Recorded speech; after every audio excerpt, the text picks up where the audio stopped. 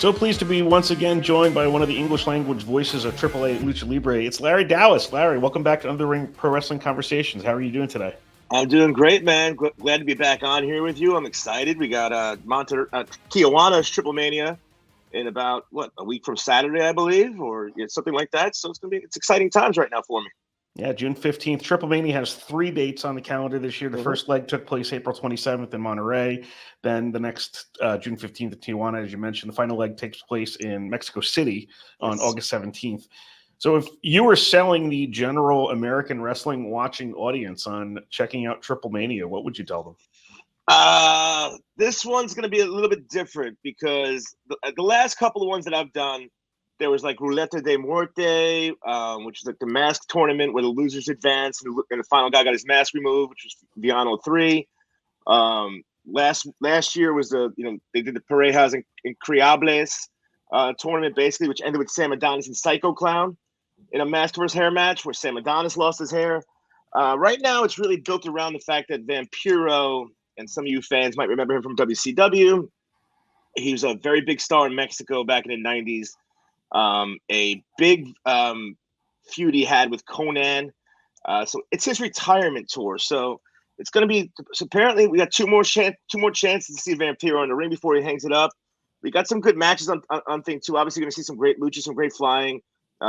Commander from AEW is going to be on there. Shima from GLEAT over in Japan. Obviously, Nick Wayne from AEW, Willie Mack from Impact Wrestling. Obviously, Sam Adonis, like I said, Satnam Singh from AEW. So you're going to see a nice mixture of a lot of different promotions. The festival that is Triplemania, the extravaganza that is Triplemania, the band, the jets flying over, 10,000 people in the stadium going nuts. It's just an unbelievable environment. It's a lot of fun to be a part of. You mentioned all of those different talents there. One thing AAA has historically done pretty well is crossing over with other promotions, and we see so much of that now. The Forbidden Door, or whatever they call in the WWE TNA one now, the whatever portal that they were, the bankruptcy sale. Yeah, whatever the portal was that they kept talking about. But there's there's AEW talents, former AEW talents on the show, talents from the Crash, talents from TNA Wrestling. It's it's difficult to title. Is it difficult to title together, or does it kind of simplify it for you to be like, all right, we've got all these different people from all these different spots, but this is how they're just presented here in AAA, so I'm just going to go with it. It's literally become its own standalone thing, like Triplemania, right? The times I've done it, I feel like it's an event where fans that maybe only watch Triplemania or watch AAA, I'm sorry, like a couple of times a year, they parachute in for these shows. So it really is become it's almost like what would you call it? Like it's like when you're watching like a television show that's like a series, episodic series, and it's just like standalone episodes, like really mean nothing to the rest of the year or anything going on. It's just like a standalone special event. It's very much what it feels like calling them, and I think that's the way it gets treated now. It's about putting as many people in the stadium as possible. So coming up with a gimmick that they're going to sell for the year. And then kind of seeing who's available, because a lot of talent is under contract in America with AEW. A lot of guys that were big names in AAA over the last couple of years are under contract with AEW. So it's who's available, who's in Japan, who's in Mexico, who's in America. And you start kind of piecing together the puzzle from there. And I think to that regard, I don't envy Conan on having to handle all that, but I think he does a pretty good job overall. And again, the native fans in Mexico love it, man. It's an event, it's an extravaganza for them. And you mentioned Vampiro before, and I had a note to talk about him a little bit. Mm-hmm. If I remember when he started, he's from Canada originally, and was Vampiro like Canadiense or however you say that. Yeah, I can't say it. Sam Adonis told me like 3 times, and every time I can't say it. I don't know why. So that's hard Spanish for me. How important is he like culturally there? I think he's pretty important there. Obviously, you don't get this kind of send off if you weren't historically important. He's a major star there. The fans treat him like a major star.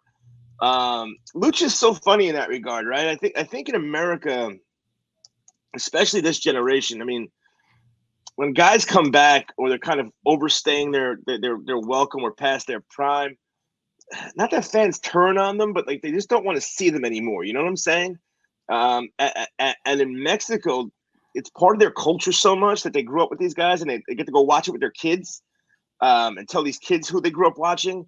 It's like part of the family culture there, so it's very important, and you see that with the crowd reaction to Vampiro. I don't necessarily think, if I was being honest, and I'll probably get in trouble for this as always, like a casual American observer is going to come in and be blown away by the Vampiro aspect of the card. But I think for the Mexican part, it's just it's a major draw, and it's a major selling point. It's a major part of the history that is Lucha Libre. Well, he's a global superstar, but the only times where Americans would have seen him, if they were just watching American wrestling, would have been the WCW run, which had its ups and downs and had the misfits associated with it and stuff like that. I think he had a brief TNA run, sort of in the beginning to middle of TNA too, if I remember right. But go ahead. I'm sorry. Yeah, I was reading interviews with Vampiro from like years ago. And he blames like the WCW run like really hurting his career. Like he was not happy being there too, which is very funny to look back on, because that would be where a lot of American fans know him from. But I think some of what you were saying about the American audience sort of giving up on talents when they get bored with them, that kind of stuff, I feel like that is born of American fans not totally being over the territory system and how that helped keep people fresh. Meanwhile, Mexico, there always were lots of different places to go to work as an independent or to work as a freelancer and stuff like that. But also there was that loyalty that came with, okay, well, this is my AAA guy. This is my CMLL guy, that kind of thing. So there's more, I think, unfortunately and fortunately, we're seeing more of that team loyalty nowadays in American pro wrestling with WWE and AEW. Unfortunately, it's also really tribal and really awful, a lot of it. But maybe we get back to that a little bit now, especially since there's so many options for people to go to now, and that the world is so much smaller, where we could sit here and watch a Triplemania in the comfort of our home listening to Larry Dallas on Triller. Yeah, well, like CMLL and AAA are like that, right? Like two completely different styles of lucha, two different fan bases in a lot of ways. CMLL very historically, still old school, 2 out of 3 fall matches in Arena Mexico every single Friday night, where AAA is a little bit more, it's lucha with American style mixed in, as far as like, the violence and the storytelling and things like that. So it does have its own little audience there too, like surprisingly enough, where it's like not tribal as much, but fans of CMLL look at CMLL as like real lucha, and fans of AAA look at it as like, the WWE lucha, like the big event down there. And AAA was kind of the upstart. CMLL was the original, and it's good that they've carved out their own audience, and they're not exactly the same, because I think if they were exactly the same, you'd be bored. Yeah, well, think about it. I mean, if you're a younger fan out there listening to this, like picture like 31 years later that AEW is doing the biggest shows, right, 3 times a year in the stadiums, and WWE is running the Garden every Friday and doing their little circuit of tours. It's the exact same kind of principle behind it. CMLL has its tour schedule. They run their circuit. They own a lot of their buildings. Arena Mexico is a very famous building down there that people want to go to. It's a big tourist attraction. And AAA goes out there and does, Acapulco, and does the stadiums and tries to do these grandiose productions and events. And that's Maricela, the Pena family, and then Dorian Roldan. Their leadership and their guidance and their viewpoint on things. And it's interesting. I think right now it's going to be a race to see who gets to America first for them, is what really I think the arms race we're looking at now. Because like you said, you can watch everything now. CMLL has their YouTube thing for, I think it's a decent amount of money a month. AAA, we put our big shows on Triller now, the former Fight TV. So, wrestling fans now have an abundance of options to watch whatever style they want to, which would have ruined my social life when I was a teenager. Right. And I know I think we talked about this the last time you were on. I'm interested to know, since you've been studying this stuff for a couple of years now, has prep changed for you at all ahead of one of these shows? Who are you reading? Who are you following? And who are like your must follows on social? I still follow, like Lucha Blog's a big one, right? The Cubs family's at Lucha Blog on X. He does the Lucha Blog. So he basically, like 2 or 3 times a week, gets all the information, all the results for all the shows in Mexico. He watches all the television stuff down there, and he just writes reports about what's going on. So it's a really good resource to follow week to week on everything going on down there. Roy Lucier, who at Roy Lucier on Twitter, is a guy who puts up a lot of content historically. He has Mike Tenay's old tape collection, and he is in charge of basically converting this to digital platforms, and he puts a lot of it online, for historical purposes. So it's out there. He works with the Cauliflower Alley Club. So he's a guy who really, really, really is passionate about Lucha Libre. He has a AAA tattoo on his arm, and he's someone who the history is very important to. So, like, I know, like, if a match gets announced and I'm out working or I'm out doing something, all of a sudden I get a call from Roy, and I'm like, what's up, buddy? He's like, listen, man, I just wanted to call you and tell you, the importance of this person in this matchup. And I'm like, okay, dude. I'm not when I'm down right now where I can write this stuff down, but like, I know I can call him later about it, But it's that much passion, and he has that much knowledge just off the top of his head, which makes him a great resource for these things. I can ask him questions. And there's people during the broadcast. Like, he's one of those guys during the broadcast, because I'll say this sometimes, and it's the problem with not being there live all the time and doing it remotely, is Lucha will have run-ins. They'll do run-ins, and like, we'll have a production meeting, but there's one or two things that maybe they don't tell me or tell us. And then some guy comes out during a matchup, and obviously they have masks on. I don't know every single luchador yet, especially the older ones that I haven't watched. So like, then I'm sitting there and I'm like, I have no idea who that is. And I'm like grabbing my phone like this immediately. I'm texting. I'm like, who is that? Who is that? Who is that? Like I get the response like 2 minutes later. I'm like, I just kind of try to mask my own incompetence in that moment and do a pretty poor job of doing it. It's kind of like when I covered sports, and if you were covering like a college basketball game, you'd have like the chart that came with the thing that had all the faces on it. But if somebody happened to have a walk-on that you didn't know about, and then all of a sudden the guy starts sinking threes, you're like, who am I looking at right now? I don't know how to edit, like, because when I did when we did the 2 shows down in Mexico, we called it from the booth in the stadium. So we were up at like, and we're like, I guess like you would picture the broadcasters would be for like a football game or something like that. So I'm looking down at this stuff, and I'm like, how do these guys like know who's coming in and out of the field? Like, especially the radio guys, right? Because the television guys are looking at a monitor. I don't know if radio guys, I never called live sports on radio. I don't know if they're watching a monitor too. I would imagine if they're kind of just calling what they see on the field because they're illustrating it with their words. But to know who's coming off and on the ice or in and out of the field, I'm like, that is a lot. That is a talent. It's harder than it looks too. And I've done a little bit of sports, but just in college, and it's just like some of the faster sports. I'm actually a hockey fan. I tried to call hockey once. It's gotta be brutal. That was a mistake. I should not have even tried. My job's easy. Like I tell people all the time, if the match is good, I sound like $1 million. Like Copa Triplemanias when they do those battle royal gauntlet things. Those are tough because I can't keep track of who's out, who's in. Because it's lucha. There's dives. I always get lost during that, and I hate it. I almost make a joke of myself for the fact that I'm always lost because I just can't, with the camera cuts and that many people flying around, and that many ways of eliminations, those things become hard to call. And I'm I'm doing a horrible job here. You just got to lean into the chaos and just let that sell itself at that point. Or I let Dombrowski talk and earn his money. Exactly. I shut my mouth for 5 minutes until I can make a joke. You mentioned Conan before. Since you were last on, you've appeared on the K1000 podcast a number of times with he and Disco. What's it like to interact with Conan as a booker, but also just someone to chat and debate wrestling with? Conan and I would have a lot of like really good conversations if I drilled in on something historical, or drilled in on something that I found interesting, that he found interest in. I think he respected when I knew something.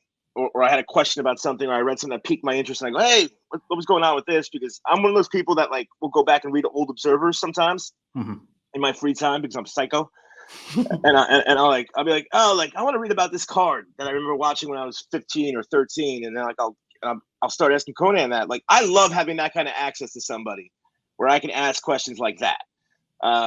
Disco like hates lucha, so he would always like kind of crap on the whole thing, which was always made it an interesting element, but talking to Conan himself, if you can talk to him about something that's and you're intelligent about it, like he'll answer, and it's good conversation. I'll be honest with you too, like he'll take criticism. Like Conan's not a guy that's like criticism adverse, because he'll ask me, be like, "What do you think of the show?" And I'd be like, sometimes I'm like, "Dude, it's overbooked." You know, he's like, you don't understand lucha. You know, you're American fans. I'm like, I'm the English broadcaster. You know, like no offense, like I'm not here for the Mexican audience. Right. You know, I'm giving you the feedback that I'm getting from the people that I'm here to talk to. But that's a good booker in that case too, because you know he wants to hear the feedback, and we had him on, I think, ahead of Triplemania last year. Yes, and a lot of that too is like, he has said, you know, I'm booking this for the audience that's there, but your perspective is, okay, I'm the English language guy that's bringing in the U.S. audience, so this is what my perspective is on what hit and what didn't for that. So it's really, you're both right. Which gets frustrating, like from my standpoint, you know. And I'm a vocal guy. Like I'm gonna speak my mind on something.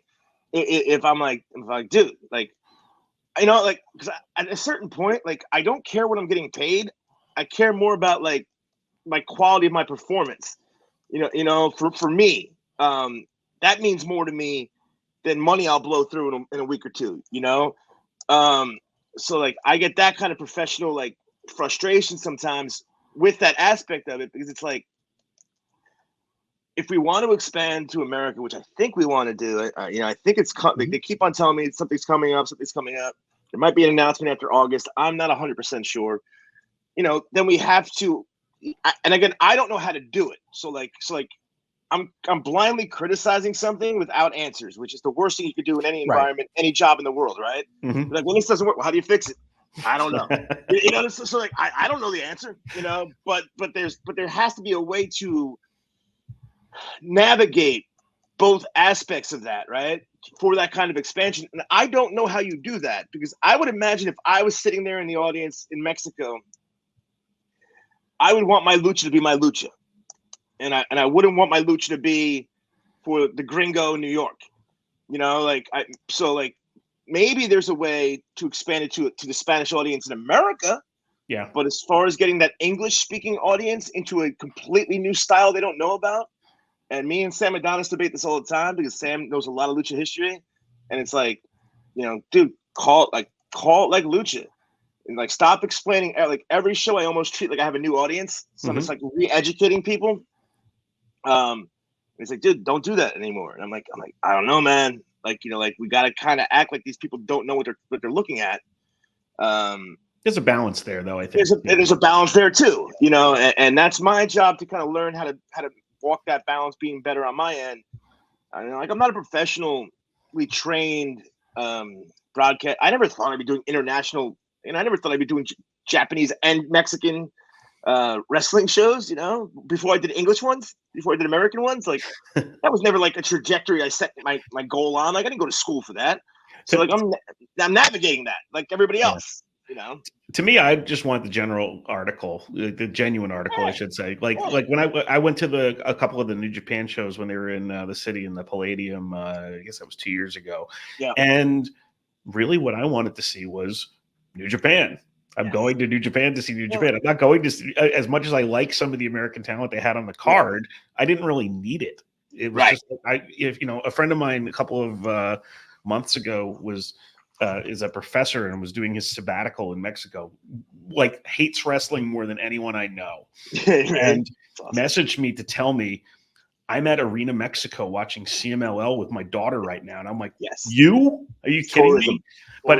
But that's the thing. You want to see what the locals are. So I would, yes, if they expand to US, of course, there's things you're going to need to adjust. But at the same time, if you're AAA in the US, people want to watch AAA. They don't want to watch. I mean, there was a time in the 90s when AAA outdrew WWE in California. And you know, I think around 97 when they were doing that, when Vince had no idea what he was bringing in. I think that was Conan and like CN Karras, and they were outdrawing the hell out of them, And his feud with Jake the Snake Roberts, I think, was the culmination at the LA Sports Arena, if I remember. Right, and then Vince brought in like Piroth and Cibernetico and Hector Garth. Was Hector brought in he was there too. Yeah, and like he had no idea what to do with them. No. And then like WCW really didn't have any idea to do with them for the most part either, except the ones that got over. Like Ray and stuff, but you know, there's a way. Yeah, like you don't go to a Stones concert to hear Beatles music. So like you want to get You know, so when AAA comes to America, starts touring, you need to find a way to make that, and that again is going to be. I don't care what they do. I don't care how much money you got behind you. That's going to have to take television, and it's going to take television on not El Rey, and Lucha Underground was AAA, but it was like AAA adjacent. Like it wasn't like it's not the same thing. Like that was not a brand capable of touring because of the way it was booked and the way it was presented. You know, they have to really kind of figure out maybe do split TVs. I don't know. You know, like maybe do TV for Mexico and then do an American produced television show. Do it like the Manning Cast. Almost. Yeah. You know, that'd be cool. Have one on one channel at one time, and then if you want to see what the English flavor of this is, you know, and maybe you bring people in that can explain it, and like you're saying, like because to Sam's point, and he sounds like somebody I should probabably have on my. That would be great. Yeah, that would be great. Yeah. Also, I'm realizing in my head that Sam's Point is actually somewhere I've hiked in Ellenville before too, but to Sam's point, like you like the audience isn't looking for that explanation necessarily, so you know maybe you need to do it. So. Yeah, so there's the balance there. Like I said, that's my job as a professional to figure out. And you're trying to get these guys over too. You're trying to get the storylines over. Yeah, you're trying to get all of it over. You're trying to balance all of it, and the frustrating part for me will probably come. You know, the August Triplemania will end, and I'll be like, all right, man, see you in April. You know, like unless something pops up that they're gonna put on the schedule. And I'll be back in like radiology school and be like, all right, man, I'm back to studying, bones and stuff. And then I'll have to parachute back in and do these shows. But I like that I'm able to do these shows. I mean, I still take pride in it. You know, it's something I'm thankful I get to do. Obviously, it's a dream as a kid to be a part of this and to be a part of something so big. Now for what would be this would be my 8th Triplemania show that I've called. Wow. You know, because I've done 3, now 7 and 8. Yeah, like that's wild to me to think about. Dombrowski has one more than me because he did one with I forget who he did it with, but he got one before me. You're part of the AAA canon now. I am. I think we survived the longest out of all the English broadcasts they ever had, which is impressive. My track record, I can't believe I've survived that long. Usually I'm fired after the first year. To me, the key of wrestling is coming up with unique matches regardless of where people work. And I'm just going to ask you a little bit about if you like what you're seeing these days in terms of crossover. I saw, I think the other day where Swerve was quoted where he said, of all the times that we've had so far, I think this is the time that WWE and AEW could actually successfully cross something over. And people all kind of laughed at him and scoffed at it. But to me, it's like, why wouldn't you if there's an audience for it? Because they would never, whenever that happened in Japan, right? There was always like you got to remember, they always went with like 3-3, and then the main event maybe was the tiebreaker, or they just did 6 matches. It was 3-3, and a lot of it was telegraphed then, right? Like you were going to get to see the top All Japan star against the top New Japan star, but it was in a tag match, and you kind of knew who was taking the fall. Yeah. So that would be how it would have to go, and I think Nick Khan would do whatever. I think both Khans would do whatever's best for financials, right? For their businesses. I can't imagine though telling a WWE guy that's like only been a WWE guy, hey man, you're losing to so and so from AEW today. I don't know how that would go over with the egos in the locker room. I don't know if American egos are ready for that. I know the independent guys, the guys that came from the indies, they don't care about winning or losing as much. But you see it with the WWE farmed guys that like they probably don't want to lose to talent they feels beneath them, whether that's an accurate description or not. Yeah. So it'd be interesting. Plus, like, I'm trying to think, like, I love Swerve so much. Like, I've known Swerve since he was a kid on the indies. Like who's the WWE champion? It's Cody and Priest. Yeah. But like, I mean, if Drew beat Damian, like the size difference between Drew and Swerve, I feel like would be very, very big. I think you could go in there with Cody and look like visually good for a WWE audience, but you run into that problem too because I don't think AEW has a lot of gigantic men on their roster. I mean, I know they're in shape. Obviously, they look good. They're bulking up. Swerve's bulking up. MJF's bulking up. But I don't know how big they are compared to the guys that we think are not that big in WWE that are huge.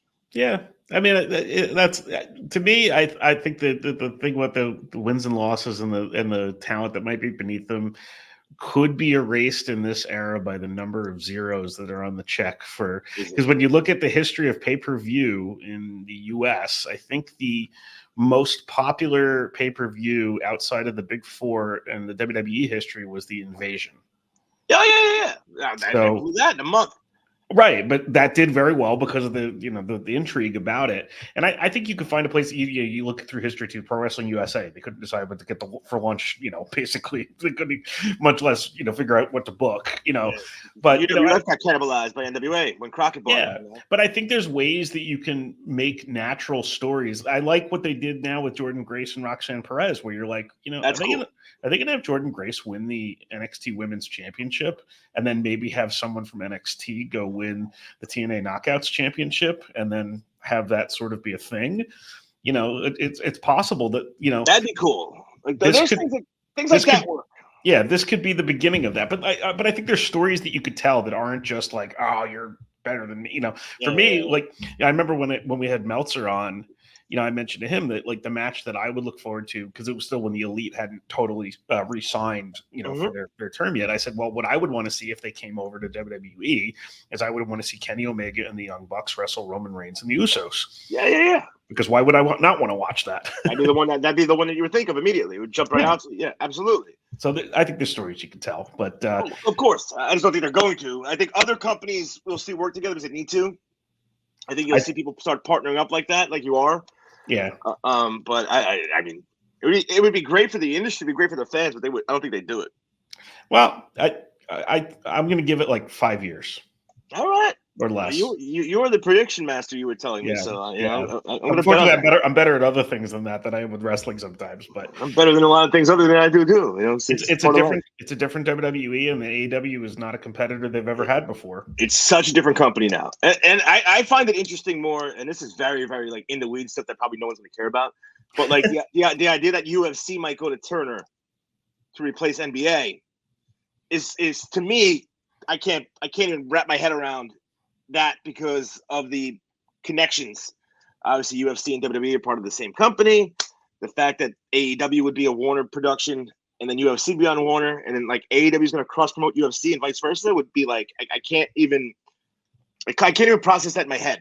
Yeah, and then if you want to go even deeper into the weeds, which I should probably stop at doing it when we do this, but like the reason that UFC ended up having the Ultimate Fighter was because Vince McMahon gave it the okay to be on Spike after Monday Night Raw. So otherwise, we definitely wouldn't have the UFC we have right now. Not at the level, maybe. Yeah, it probably would have ended up somewhere and doing something because it was just popular. But see that Vince did something good in his life, man, a lot of bad, but one thing good. Yeah. We're going to move on to the 3 count now. It's 3 quick questions and your answer. So the first one I'm just going to leave open-ended to you. So Larry, what do you want to talk about? What do I want to talk about? Well, Triplemania, like I said, Triplemania is coming up. I should probably promote the hell out of that. So it's going to be on Triller TV. I believe Tijuana is 3 hours behind. So I want to say maybe like 9 p.m. Eastern time on Triller TV, 9 or 10. Saturday, June 15th. Me and the great Joe Dombrowski on the call. The main event for you guys out there, because I know we obviously got the Vampiro retirement coming up. So it's Vampiro, Alberto El Patron, which is the former Alberto Del Rio, and Los Psycho Circus, which is Dave the Clown and Murder Clown, versus Team USA, QT Marshall, Sam Adonis, Parker Boudreaux, and Satnam Singh, with the ambassador to Mexico that he is, the great Jeff Jarrett. It's going to be a hell of a show. I'm looking forward to it. Like I said, it's my 8th Triplemania. My Knicks are eliminated. The Rangers are eliminated. My Mets suck. So I got nothing else going on in my life. So this is literally the only thing I have to look forward to. That was my second 3 count question, which was what's it like for you to be a New York sports fan this year? Look at me jumping ahead in the script. It was great. Being a Knicks fan, one of the best runs that I can remember since the 90s. I still have my hat on here. Jalen Brunson's an absolute stud. I would bring the whole – if anyone in the Knicks organization is listening to this podcast, listening to me, for the love of God, bring the whole core back for me. Let's run it back. Let's run it back healthy and see what we can do. They are a great team. The best thing that ever came out of Philadelphia is those 3 guys from Villanova. Everything else about Philadelphia stinks. And but being a Met fan is absolutely miserable.